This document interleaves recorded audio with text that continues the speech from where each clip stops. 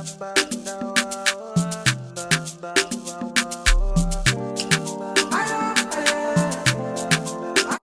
hi, welcome back to my channel. If you're new here, please do subscribe down below. My name is Adiola and I upload videos about Africa, the black community and growing as a whole. So if you're interested in videos on those topics, please do subscribe down below and join our community. This video is going to be another facts about an African countries video, and I'm excited to be talking about none other than Egypt. Now this country has so much to get into, so much to talk about, so I'm gonna try and give you some quick facts, some quick tips about the country, and I hope you enjoy. Let's get into it. But before we start, make sure you do go and check out my blog, my website, adeafrica.com. I have a plethora of information about all the different African countries, and I have an ultimate guide to going to Egypt. So if you're interested in going to Egypt, do go and check out my website, adeafrica.com, and follow us on our socials too.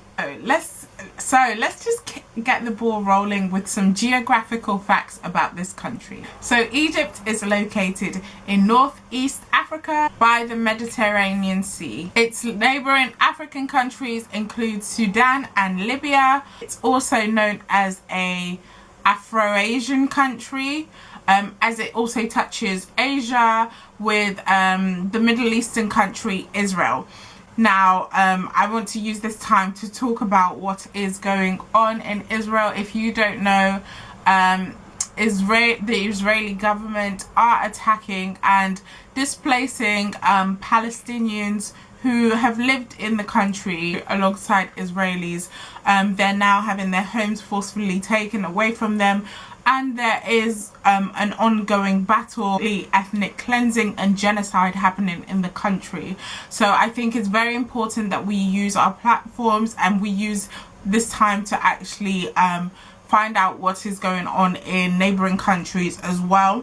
There's a movement called Free Palestine. You can search up the hashtag to get more information about what's going on. And I, as someone who's been to both Israel and Palestine, can say from the bottom of my heart, it breaks my heart what's happening in Palestine, and I pray that they will gain their freedom one day as well. So I just wanted to quickly mention that. I don't know when you'll be watching this video, but as I am filming, it's something that it's something that's currently going on, and I feel the need to use my platform to talk about it as well. On to Egypt. The capital is Cairo and the currency they use is the Egyptian pound. The country's official language is Arabic. They have their own dialect of Arabic, but also English is commonly spoken, and a bit of French too in the country as well. Now, some ancient history about this country. If you didn't know, many of the Egyptian inventions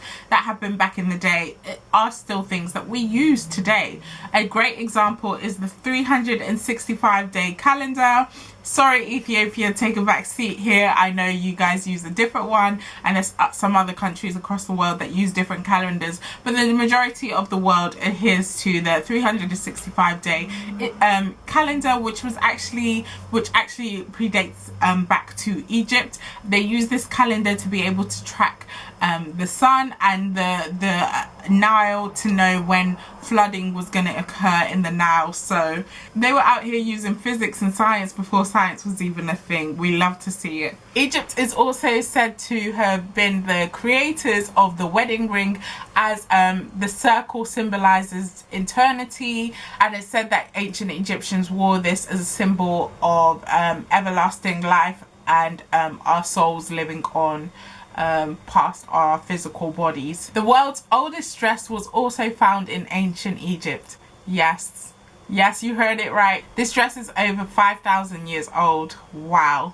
Like I mentioned, the Egyptians invented a lot of things that we use today, and some of them also include paper, makeup, calendars, table, toothpaste, the medicine and medical care, and even the police system and even policing and police systems, and so much more. So many things that we don't even know that we do today was influenced by ancient Egyptian civilizations. Egypt is home to hieroglyphics. Hieroglyphics are a form of writing style, and this still to this day is one of Africa's only forms of writing style that have been preserved, and there is proof of its existence.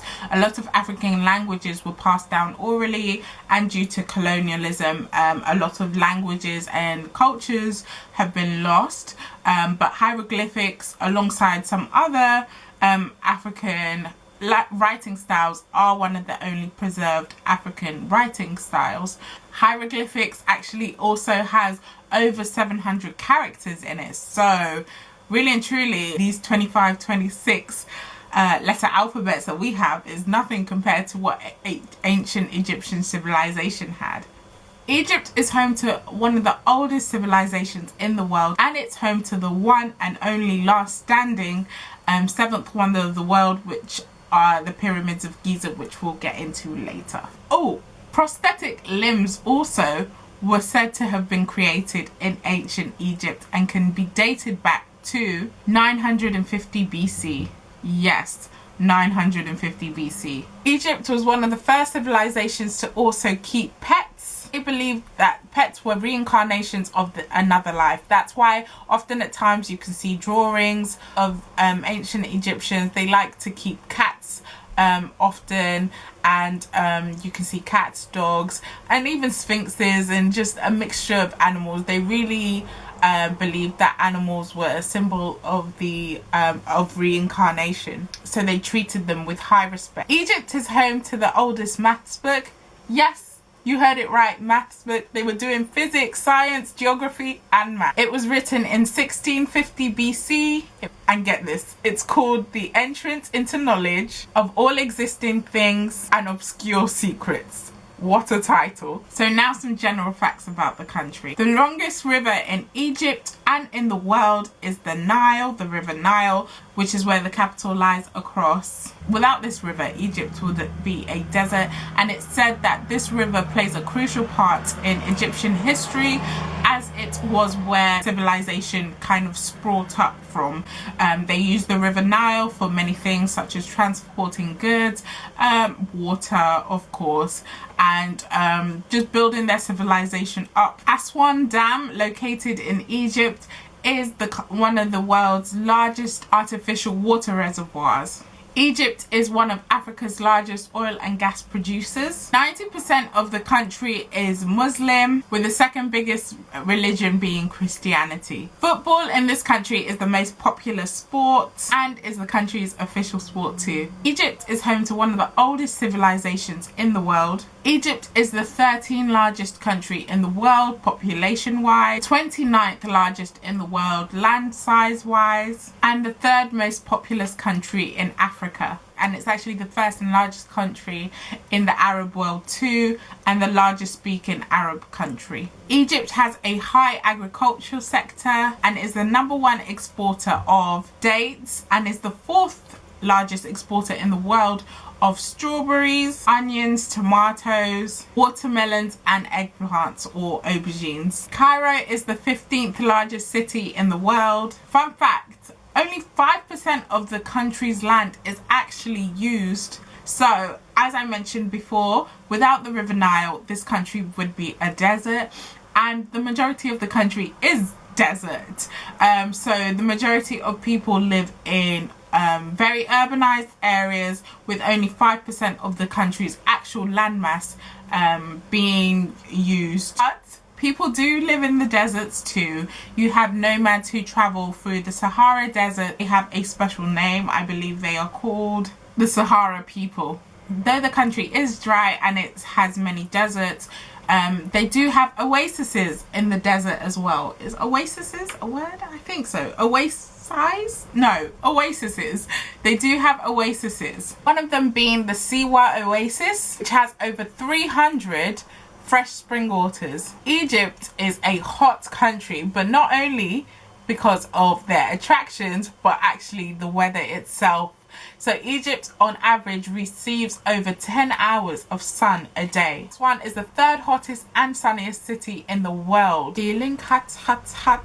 Egypt's film industry is booming. In fact, so much so that Egypt's film industry contributes to over 75% of the Arab world's films. And if you are a film or theatre lover, or just any arts and creative lover, you definitely need to go and check out my website, adeafrica.com. I have detailed, I have made an ultimate guide about Egypt and traveling to the different big cities in Egypt, such as Cairo, Luxor, Alexandria. So if you want to know more about the attractions in these areas and where the opera houses are, or what good places to go, my guide has it all for you. So please do go check out my website, adeafrica.com, if you're interested on more facts about Egypt. And also do make sure you go and look at my website for other materials if you're looking to travel to other different countries too. Thank you for watching my video. I hope you liked it. If you did, please like, share, subscribe, all that good stuff, and I'll see you in the next one. Bye.